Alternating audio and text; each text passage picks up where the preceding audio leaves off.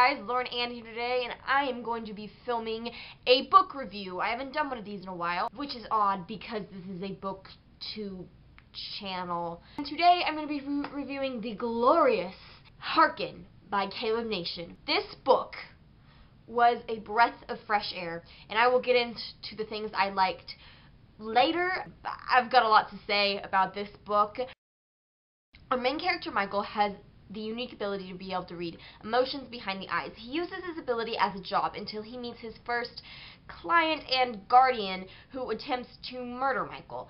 Thus, Michael is thrust into a world of guardians who control everything on his version of Earth, and eventually he meets his two chosens, two people he chose in a past life to be his protectors of sorts. And he's been having dreams of them prior to knowing who they were. And then the letters arrive from Aeon, who explains that he is a reincarnate of a former guardian, and that he is on this quest to destroy the guardians from destroying the world, because ultimately they want to wipe out humanity. He's trying to prevent the apocalypse. I'm going to start off with the few dislikes I had about this book. There aren't very many, but there are some. This book wasn't perfect. No book really is, with the exception of a few. My first problem was I wish the character Spud was more present in the novel. He was a great character, and he was very interesting, and I wanted to see him develop more, and I kind of felt like he just kind of got dumped as soon as Michael found out he was a guardian. I liked that he made a reappearance, but I wish that it had been more prominent. Secondly, I wish we did not meet Anon, or Anonymous. I'm just going to call him Anonymous, because it felt like it kind of took away something from the story. I was wondering who this guy was, and then I met him, and I was kind of almost let down. Not because of the way Kaleb Nation described him or portrayed him in any way. I was kind of let down that we met him so early in the story, and I was hoping that it would be later on in the series. Secondly, I did not really like the way Anon was described. I wish he had gone into more detail, since he did introduce us to his character, about the whole face shifting thing. I wasn't quite clear on that. And lastly, the cliffhanger. One, I don't like cliffhangers because they're cliffhangers and they leave you wondering. This cliffhanger. I didn't like that the cliffhanger solely, spoiler alert, I did not like the cliffhanger solely hung on a relationship in between Michael and Castelia. I wish it had been a more dramatic, more relevant to the plot than I feel this kind of side plot developing. However, I could be wrong, and their relationship could be essential to the plot, because it has been hinted that they were together in past lives. So I don't know if maybe that is going to lead to bigger things, but I wish, since it was the end of this novel where their relationship was almost non-existent. I mean, it was there, but it was very, very subtle. I wish that the cliffhanger had been more of a cliffhanger relevant to the rest of the book. And that is all I have for my dislikes. Likes, oh, much longer list, my friend. My first huge like about this book were the characters.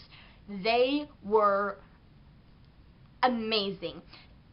Some of them, yes, were flawed. Michael was conceited and cocky at the beginning of the book, and I almost found him somewhat annoying, but he was still relatable because everybody has been overconfident or cocky at some point in their lives, and we all know people who are overconfident and cocky, so it's something that's relatable.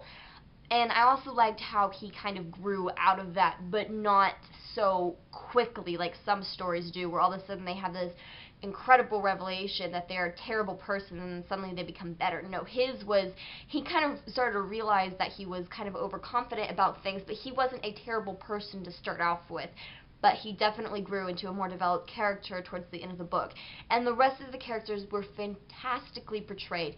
They were enthralling, and you wanted to know these people, and you felt like you knew a little bit about them. You felt like you had a conversation with them, and they drew you in. Every single character had a story, and it didn't have to be an incredibly detailed backstory, and sometimes the story wasn't even explained, but every character, I felt like they had layers, and they were something more than just a person's name on a page of a book. On that note, I loved the character development in this book. Every single character had a kind of like a development arc where you learned more about them or they slowly grew. I enjoyed Thad's story so much, and I feel like we're going to see his girlfriend again, even though he said they thought he killed her. I just don't think he can take that much away from our characters. His development wasn't so much his character found out things about himself, but it was more we found out more about him in a very interesting way. We learned a lot about him from him telling us in like story. It was like a flashback almost when he was telling Michael about his life and what they had taken from him and how he had nothing to lose. He just didn't question what he had been given, and he just went with it. This story in and of itself was very interesting, and it was completely new. I've never read something like this before. It's got aliens, it's got reincarnation, it's got supernatural, it's got powers, it's all of that great stuff wrapped into one, but it wasn't overdone. It wasn't crazy out there. Each thing had its own importance, but it wasn't all like boom, aliens, and then boom, supernatural powers, and boom, explosion from the pyromania. I don't want to say controlled. I mean, there was chaos, but it wasn't overdone. It didn't feel pushed. Also, just a little detail, I liked that the relationship in between Michael and Castelia, I'm sorry, I know I'm butchering that name, was subtle, and that it was noticed right off the bat. Like, he addressed it as soon as they met. Essentially, it was a little bit afterwards, and then after that it was there, but it was very, very subtle, and you could see it growing, but it wasn't like a pimple growing off the main face of the plot. It wasn't distract, but it was like putting a little bit of chapstick on the face of the plot. It wasn't just to make it look a little pretty. It was a complete story. It was interesting and enthralling, but it still has a lot of room for development, which means that the next books aren't going to fall flat, because there's a lot of room for him to do a lot of stuff.